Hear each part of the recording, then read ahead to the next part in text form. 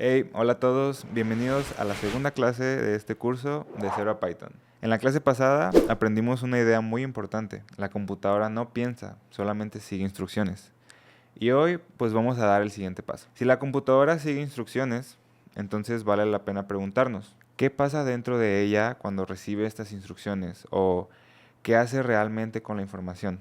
Porque desde fuera vemos una pantalla, un teclado, botones, aplicaciones, pero por dentro están ocurriendo procesos todo el tiempo. Y entender eso te va a ayudar muchísimo a que los conceptos de programación no se sientan tan imaginarios. Así que hoy vamos a entender cuatro cosas muy importantes. ¿Cómo entra y sale la información de una computadora? ¿Qué significa procesar información? ¿Qué tipos de datos existen? Y cómo la computadora guarda esa información usando memoria y variables. A esto se le llama entrada, proceso y salida. Para empezar, imagínate una cocina. Una cocina está hecha para preparar comida. Tienes herramientas, utensilios, ingredientes y hay personas que están trabajando. Pero para que una cocina empiece a hacer algo, primero tiene que llegar un pedido. Un cliente tiene que pedir un platillo para que ese pedido llegue a la cocina. Entonces la cocina trabaja con los ingredientes, organiza tareas, mezcla y prepara para que al final salga un resultado que es el platillo terminado. Esta idea nos sirve muchísimo porque se parece a algo que pasa todo el tiempo dentro de la computadora. Y a esto le llamamos entrada, proceso y salida. Entrada es lo que la computadora recibe. Procesamiento es lo que hace con eso. Y salida es el resultado que devuelve o muestra. Por ejemplo, si tú escribes tu nombre en el teclado, eso es una entrada. Si un programa guarda ese nombre y lo acomoda de alguna forma, eso es un procesamiento. Y si después te lo muestra en la pantalla, eso es una salida. Entonces, otro ejemplo, si escribes dos números en una calculadora, esos números entran. La calculadora los suma y eso es un procesamiento. Luego te muestra el resultado y esa es la salida. Esta idea va a aparecer muchísimo durante el curso, porque representa gran parte de lo que ocurre internamente dentro de una computadora. La diferencia es que una cocina procesa alimentos y una computadora procesa información. Pero ¿qué significa procesar información? Aquí vale la pena detenernos un poco, porque procesar suena como una palabra muy técnica, pero en realidad la idea es más simple de lo que parece. Procesar información significa hacer algo con los datos. A veces la computadora recibe datos y los guarda, a veces los compara, a veces los transforma o los suma,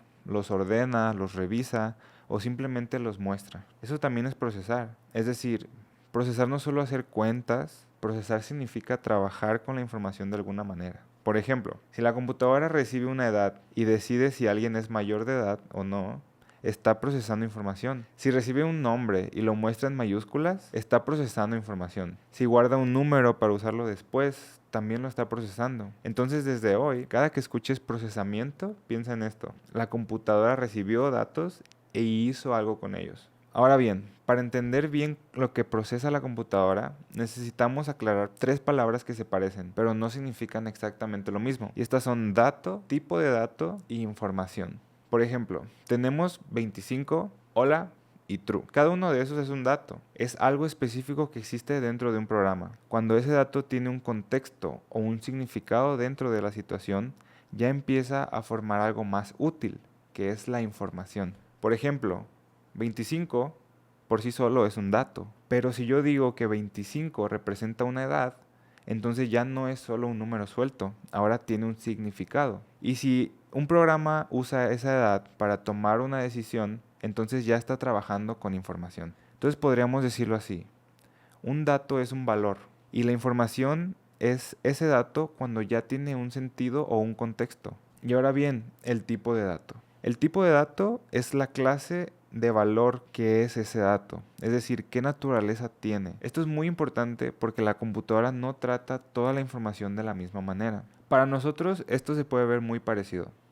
Tenemos 5, 5 y 5.0, pero para la computadora no es lo mismo. Para la computadora 5 es un número entero. 5 con comillas es un texto porque está entre comillas. Y el 5.0 es un número decimal. Y aunque para un humano todos puedan parecer relacionados con el 5, para la computadora cada uno pertenece a una categoría distinta y se usa de una forma distinta. Si quieres dar instrucciones precisas, necesitas aprender a reconocer con qué tipo de datos estás trabajando.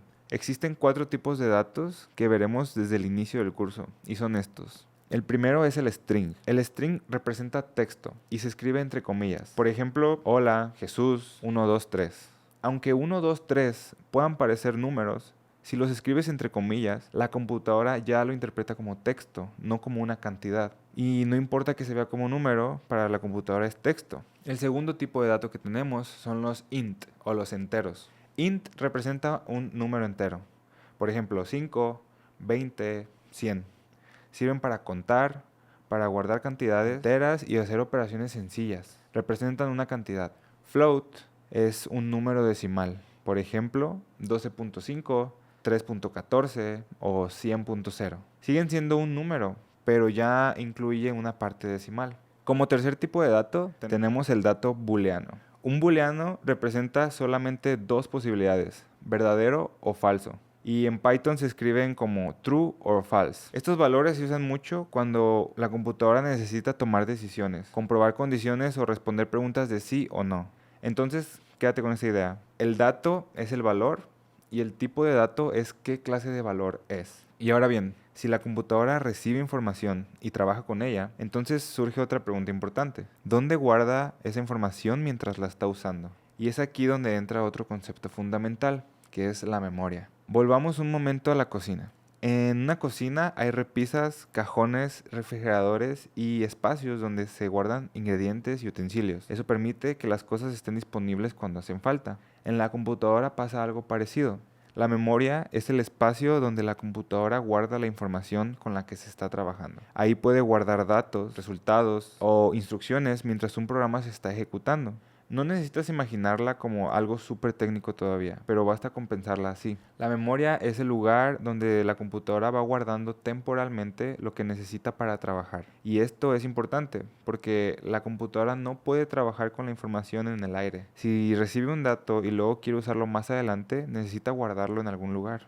Y ese lugar es la memoria. Por ejemplo, si un programa te pide tu nombre y luego quiere mostrarlo al final de la pantalla, pues primero tiene que guardarlo. Si te pide dos números y luego quiere sumarlos, primero tiene que guardarlos. Y si calcula un resultado y ese resultado quieres usarlo después, pues también tiene que guardarlo. Por eso es que la memoria es tan importante. Le permite a la memoria recordar temporalmente la información mientras ejecuta instrucciones. Dentro de la memoria aparece uno de los conceptos más importantes de toda la programación, que son las variables. La variable es un espacio en la memoria a la que le damos un nombre para guardar un dato. Esta definición es muy importante, así que vamos por partes. Una variable tiene tres elementos clave: un nombre o etiqueta, un espacio donde se guarda algo y un valor. Por ejemplo, imagina que quieres guardar la edad de una persona. Podrías tener un espacio en la memoria con el nombre edad y dentro de ese espacio guardar el valor 20. Entonces, el nombre sería edad y el valor sería 20. Ahora, ¿por qué se llama variable? Pues porque ese valor puede cambiar. Hoy puede valer 20, pero después puede valer 21, luego 22 y el espacio sigue siendo el mismo. El nombre sigue siendo el mismo, pero el valor puede cambiar con el tiempo. Y eso justamente es la idea de una variable. No es un dato fijo para siempre, es un espacio identificado por un nombre, donde puedes guardar un valor y modificarlo cuando haga falta. Por eso las variables se usan muchísimo en programación. Si un programa necesita guardar tu nombre, tu edad, una contraseña y una calificación, lo más probable es que use variables. Así que aquí hay una idea muy importante que quiero que te lleves desde hoy. La variable no es un dato en sí. La variable es la forma que usamos para referirnos al lugar donde ese dato está guardado. Y eso evita muchas confusiones adelante. Además, dentro de una variable puedes guardar distintos tipos de datos. Por ejemplo, una variable puede guardar texto, otra puede guardar un número entero, otra un decimal y otra un valor de verdadero o falso. Eso significa que las variables y los tipos de datos están muy relacionados. La variable es el espacio con el nombre. El tipo de dato te dice qué clase de valor contiene ese espacio. Por ejemplo, una variable llamada nombre podría guardar un valor tipo string. Una variable llamada edad podría guardar un valor tipo int. Una variable llamada estatura puede guardar un número tipo float. Y una variable llamada es mayor puede guardar un boolean o un booleano. Entonces, todavía no necesitas dominar código para entender esto. Lo importante es que puedas imaginártelo bien. Si juntamos todo lo de esta clase, la idea quedaría más o menos así. La computadora recibe información, la procesa y da un resultado. Procesar información significa hacer algo con los datos. puede ser guardarlos, compararlos, transformarlos o solamente mostrarlos. No toda la información es igual, por eso existen los diferentes tipos de datos. Y para poder trabajar con esos datos, la computadora necesita guardarlos en un lugar, y ese lugar es la memoria. Una forma muy importante de guardar información en la memoria es usando variables. Por eso, si entiendes bien esta clase, después se te va a hacer mucho más natural entender cómo funciona Python. En el repositorio de Notion te dejé tu segundo reto de esta clase, y es que vas a ver un programa y tú vas a tratar de adivinar cuál va a ser el resultado o qué es lo que va a dar este programa. No vas a tener que programar, solamente vas a escribir, pensar, dar tu respuesta y nos vemos en la siguiente clase.